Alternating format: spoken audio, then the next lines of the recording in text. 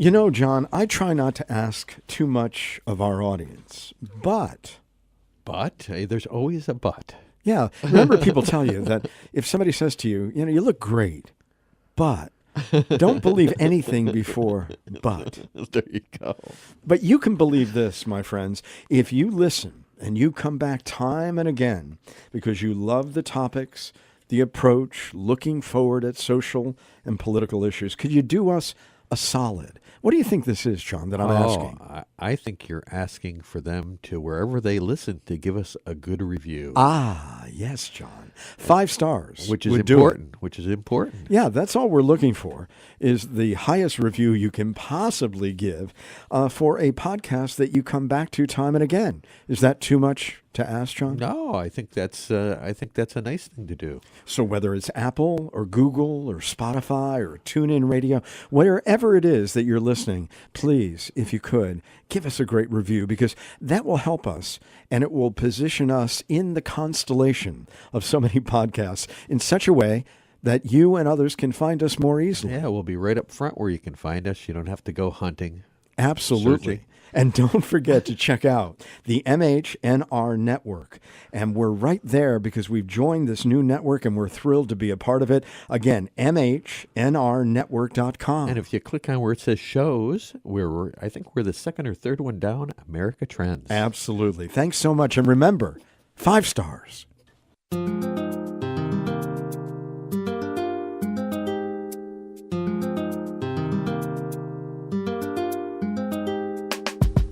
What you're about to experience is one man's quest to see beyond the tumultuous period we're in and to envision what lies just beyond our grasp, yet well within our reach. Welcome to Larry Rifkin's America Trends, where the future has arrived, and it's just in time.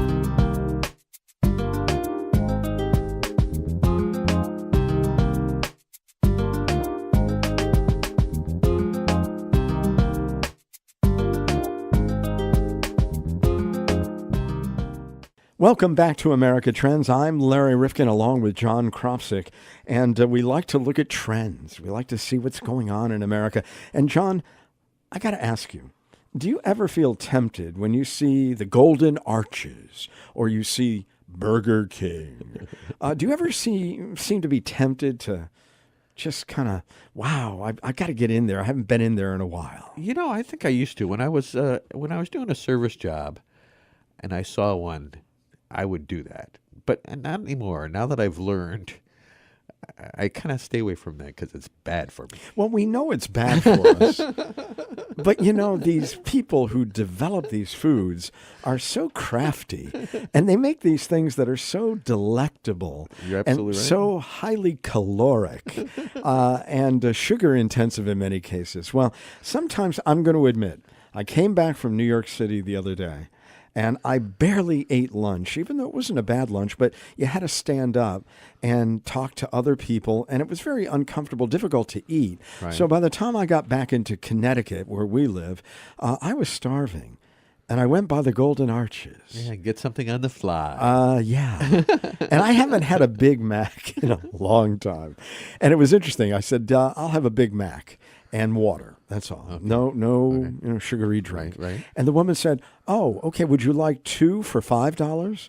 I said, "Well, how much is one?" She goes, $5. I said, "Well, yeah, I'll have 2." But I didn't eat the second one. Okay. And honestly, You saved it for breakfast. well, no. I was going to save it. I ultimately threw it out, which is a terrible thing to admit. I should have left it there and said to her, if somebody who's homeless comes in, give it to them. And that's what I'm going to do next time. Yeah, that's a good thing. Yeah, I'm going to do that. I really am. But at any rate, so I got a Big Mac. And all beef patty, special sauce, lettuce, cheese, pickles, onions on a Sesame Street bun. Oh my goodness! That commercial sticks in my No, brain. it does. Many years later. Well, it is shocking, folks, because there are many of us who make that less of part of our food regimen today, and yet we are told that 40% of Americans eat fast food every day, John. Wow, that's bad. 40%. That's bad. I know they're trying to make their menu a Yeah, little. more nutritious. Yes, they're working on it. Yeah, but they don't promote that. Oh, yeah, do you have a salad? Yeah. Hey, Joe, we made a salad about 4 days ago. Where is it? Really? I mean, please. But the honest truth is that there is a lot that we have to consider fast food that is not McDonald's or Burger King or Wendy's or what have you. So even the processed food that you enjoy from or the refrigerators within your grocery store, they have to be considered processed and fast foods. Yeah, you're absolutely right. You're supposed to shop around the edges because they are. And if you're hungry, I try not to go food shopping when I'm hungry because I tend to grab that stuff. So what do you do? Like you take a home cooked meal and you go to the grocery store because you are eating, so you're not going to That's be right. hungry. So you're eating your home cooked meal while you're at the grocery store. Well, honestly, there is a lot of processed and fast food. Some of it in fast food joints that we identify as such. A lot of other fast foods, but Americans are hooked on fast food. Let's That's true. be honest about it. And let's face it, in the cities, there's a lot of food deserts. If you're on a limited budget, that's the stuff you can afford, which is really sad. But one of the things that's going to surprise you in this podcast is that it's not just, I think we've had this vision that somebody going to a fast food restaurant is because they really need to feed a family of 4 and they don't have a lot of money. But actually, rich families are even more likely than poor families to eat this junk food or this fast food. Wow. This is what some of the research tells us. Well, let's dig right into Let's it do now about your propensity to eat a lot of fast food. Or maybe we're talking to somebody in that 60 percentile, and you're not ones who go, but you're going to find this very, very interesting. Dr. Elaina George is going to be joining us once again on America Trends to talk about fast food. With us on the line on America Trends is Dr. Elaina George. She's been with us in the past, and we're so grateful that she's back again. She's the author of the book Big Medicine, The Cost of Corporate Control and How Doctors and Patients Working Together Can Rebuild a Better System. And Dr. George, it's hard to build a better system when Americans are working so hard to kill themselves by eating some of the worst food ever imagined, and it's barely food in certain cases. So why is it that we seem addicted to fast food, for example? Well, I think one of the things, it's about the ingredients. There's so much sugar in a lot of the products that people consume, and sugar, basically, it's an addictive ingredient. Your body craves it. The more you have, the more you want, and that goes for soft drinks with the high fructose corn syrup to all of the breads and that sort of thing that we're eating. So we really need to take a break and stop eating so many carbs, cut our sugar. That would actually make us a lot more healthy. Just those two things. Well, the recent study by the CDC revealing that 40% of Americans eat fast food every day. I mean, that was stunning to me. I know people eat a lot of fast food. There are many chains out there. They're very aggressive with their marketing. They're working hard with their value meals and the like. But 40% every day, did that surprise you? It actually did. I mean, every day, I didn't expect that. Maybe once a week or on the weekend as a treat, but not every day. But we're so busy. That's part of the problem. There's not enough time to cook. There's not enough time to shop for quality ingredients and take the time to sit around the table anymore. It's all about convenience. And sometimes we need to slow down and actually think about what we do before we put things in our mouth. So we're really talking here about convenience. We're talking about price and taste, because you talked about the sugars. And they've got all these doctors of taste, if you will, working really hard to make these things, even as bad as they are, as attractive to the palate as possible. Absolutely. I think there's a whole, arms of the food industry that are just designed to help you not only with the packaging, but with the food, make you crave it. That's something about fast food. Packaging got smaller, so you'd have to get more of it. The ingredients in it, they've done a lot of work. A lot of thought's gone into how do you get people hooked on your product, and it's working, unfortunately. Well, we did get out a public health message many years ago about smoking. And I think in many ways, until now, we've got a vaping and e-cigarette issue. But having said that, I think we did a good job of getting the alert out that this is not good for you. So we gave out those messages. Why aren't they getting the message about processed, greasy, and fatty foods at most of these fast food joints?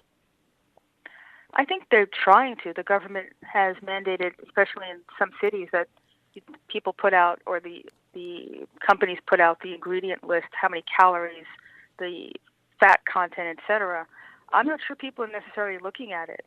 I think we are in a society where people believe that they can have a pill to fix it. So you don't have to pay the price up front. You can do something just to avoid it.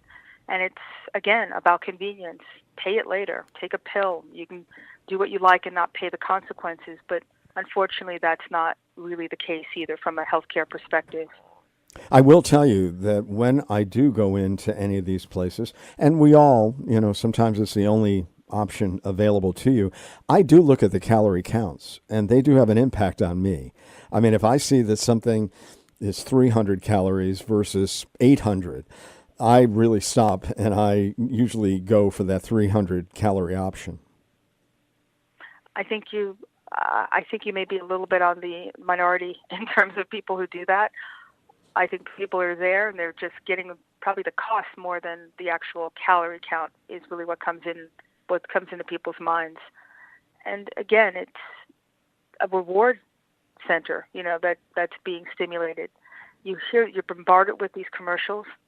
The food looks amazing on the commercial. It does. It comes on at night when you can, you're sitting on your couch and that comes on TV and it's a 24-hour and it's open. You can go out there and satisfy your craving. If I remember correctly, when I was a kid, the fast food locations were not open 24 hours. Everything was closed, so you didn't have the option of going out in the middle of the night and loading up. So it's about convenience, it's about the marketing, it's about the availability, and the food itself. It's a perfect storm to get people into that system.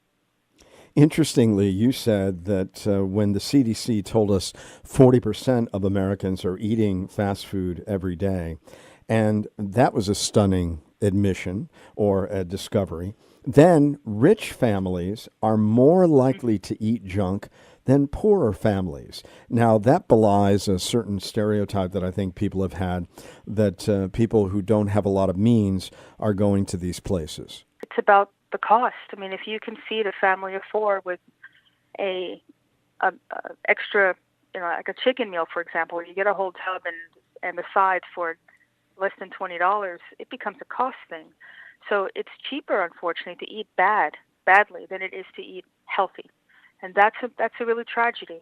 It shouldn't cost you more for vegetables and for organic, fruit than it does to pay for a processed meal. And that's also a problem.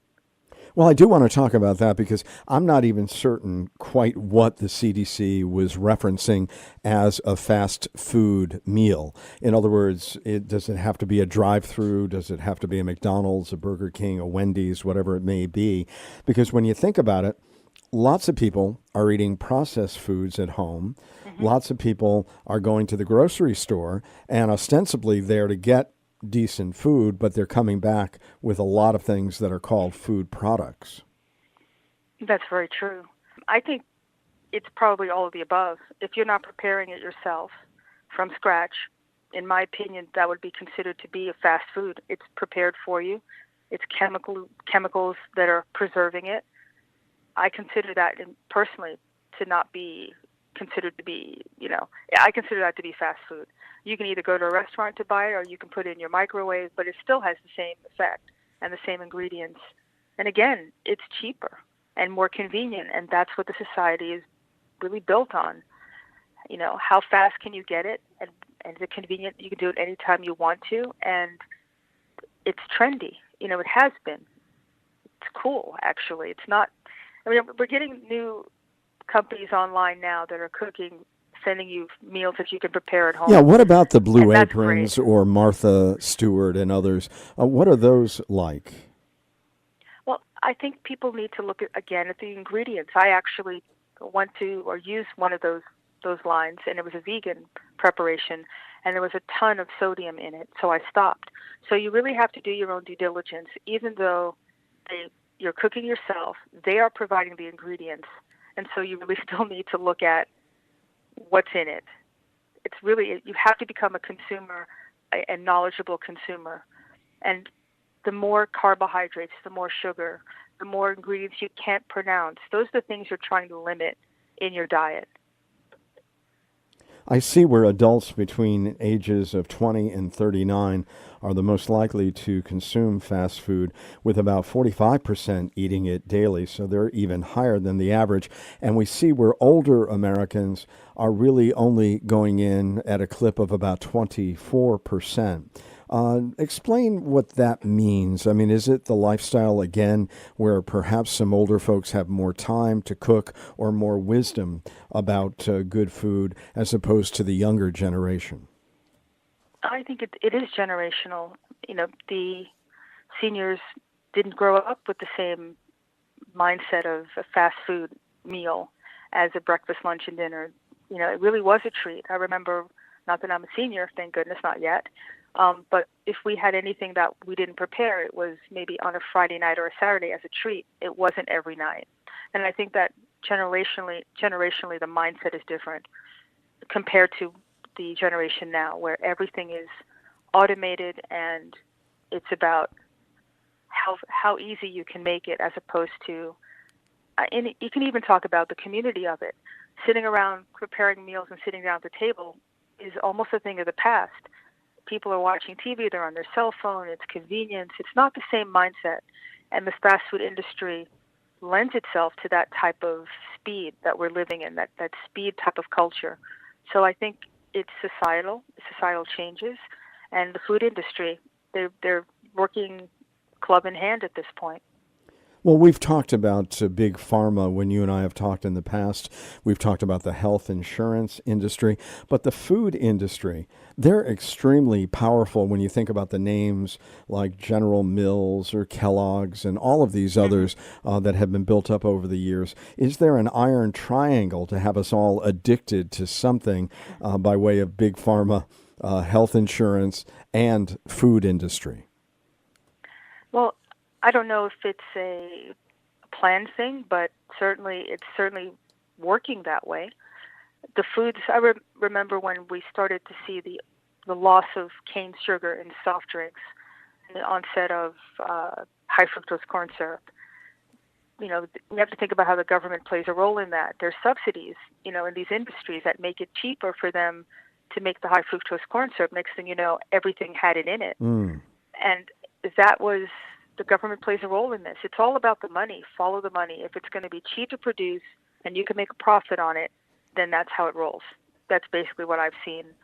Even the farm industry, where the cattle are being fed corn instead of grass-fed, that was another problem. So you're bringing things to market that their system is not eating what it should eat.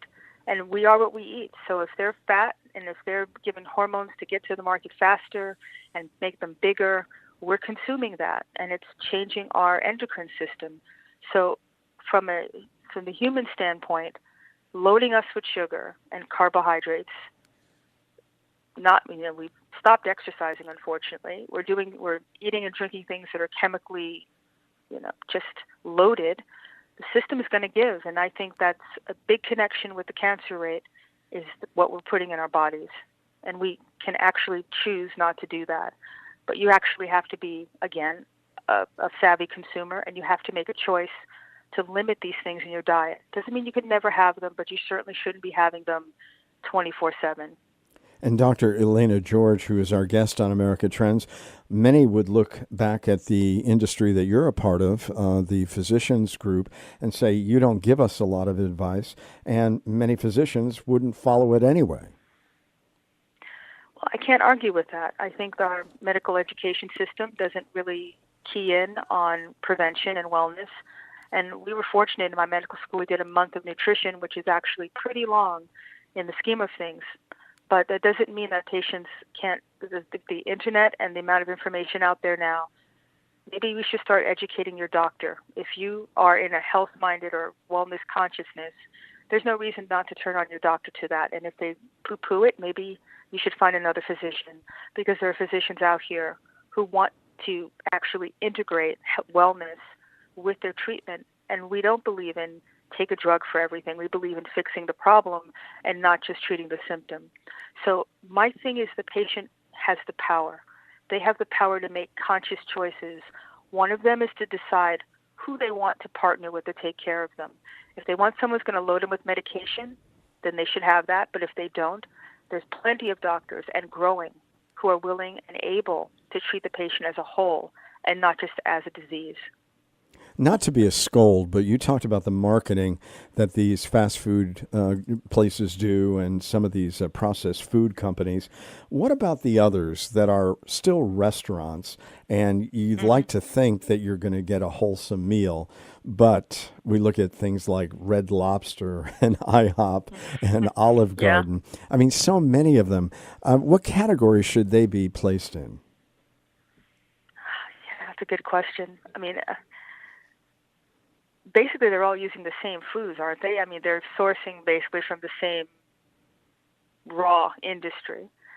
So I think you'd be best off cooking yourself, and maybe as a treat on the weekend, going out to dinner. But I just don't think it should be every day. Everybody's in the same boat, in my opinion. I try to limit anything that I'm going to that I'm not cooking. And maybe once a month I'll have one of these types of meals. Sometimes I don't feel so hot and I don't go back. But ultimately, it's about people taking their power back and starting to do things the old-fashioned way. Maybe that's a good way to think about it. Instead of it being trendy and new, go back to the old school. Ask your grandparents what they did. Maybe we should have more of a community like we used to, where we slow down and actually do things from scratch, and maybe we can change the dynamics of society. Because ultimately, if we want better for ourselves, the fast food industry will follow. If we stop going to them and they figure out we want grass-fed, we want GMO-free, we want clean food and water, they're going to provide it if they want to stay open. So actually the patient is in the power in this one. All right. Very good advice. And we thank you so much once again for being part of America Trends. Dr. Elaina George, author of Big Medicine, The Cost of Corporate Control and How Doctors and Patients Working Together Can Rebuild a Better System. Thanks again for being with us. It's my pleasure. And people should go to my website, drelainageorge.com. I actually have a radio show, Medicine on Call. They can subscribe to my podcast. Oh, you're a competitor now. Not really. That's for fine. Everybody. I'm kidding.